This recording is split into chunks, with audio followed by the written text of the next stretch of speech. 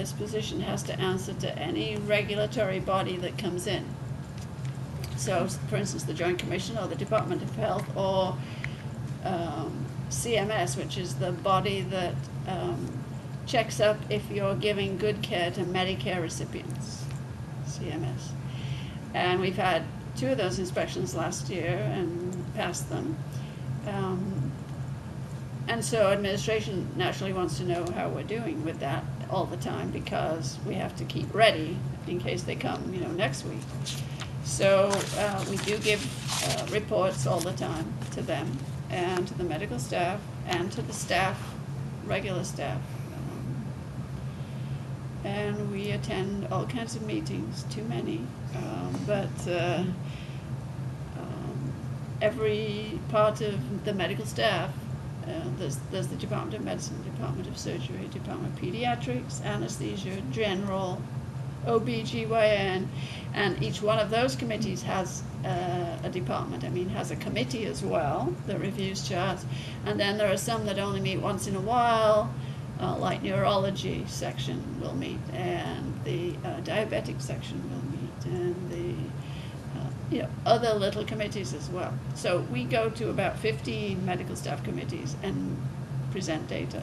One or the other of us. We never go together. Okay, so I think that's that part. Funding. Well, luckily, infection prevention is required by Title 22. So hospitals have to have somebody doing infection prevention, which is, nice job security. The Joint Commission is looking to make that 1 for each 100 patients, which would mean we'd need more, right, obviously. But that hasn't been embraced, shall I say, by all the hospitals yet. Some hospitals have quite a few. For 10 years, we only had me. And then CMS came and said,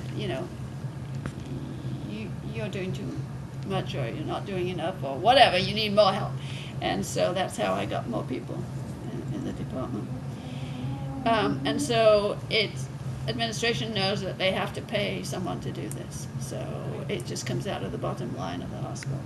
Because we aren't a revenue generating department like some departments. So, we don't have patients that can pay and generate revenue. So, but in the long run, you prevent. Well, yes, right. If we prevent infections, then we save money. It's a little hard for Bean County accountants to see that in a way, because you say, well, yeah, we prevented this infection that would have cost you $50,000, but they don't see that as a savings. They see that as, yeah, but what did you bring? What did you give us? So that's always been a problem with it. But luckily, because of the state, they have to have us. So I was going to ask you about that actually, because in class we learned a lot about how prevention is key, but we really don't pay attention to it. So ultimately, if we do prevent, we would ultimately save money and wouldn't even save services, right? That's right. And the hospital would make more money, because as of last year, the state is not paying for some of these infections. If you get a urinary tract infection from a Foley catheter, then the state won't pay the part of the bill that is the urinary tract infection. If you get a central line infection, the state won't pay for that little part either. They'll pay for the rest, but they won't pay for that. So all of a sudden, then, if you get an infection and they're not going to pay, then the revenue is reduced. It is.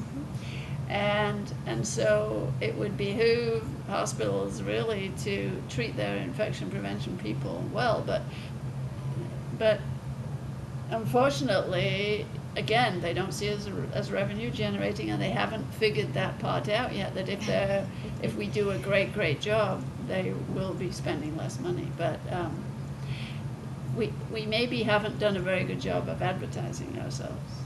But with you being in the field so long, do you see it getting better to the point where they are looking at the fact that prevention will? I was here for 10 years alone, right?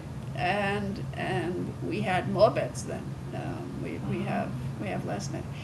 And the only reason that more attention was put on us was because we had one infection that the patient went to the LA Times and the unions and everybody else, the governor and whatever. And so that's why the CMS came and looked at us, and they found a couple of things that they thought could be better, and it was all under the label of infection control, which wasn't entirely, it was just put under that, but most of it was in the OR, which, we have no real say over, but still, it was determined. So then, of course, all of a sudden, there's a big spotlight on infection prevention, whereas it should have been there before. But it wasn't until something bad happened, you see.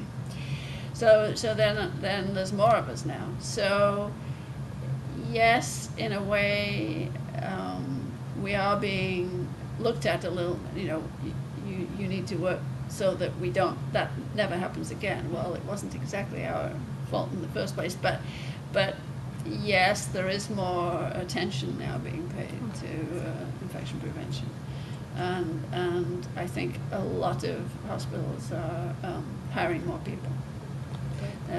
They got a second person at Holy Cross and a second person at Little Company Mary, who are our sister hospitals. Mm-hmm. So in fact, if the Joint Commission's 1 for 100 patients comes through, obviously there'll be even more. They'll have to have even more. And with more, it means that you can be out on the floors more, teaching, watching, spreading the word. And so that does work. Hitting people up the side of the head. I've watched too much CSI. I mean, or CSI, like yourself. I like the way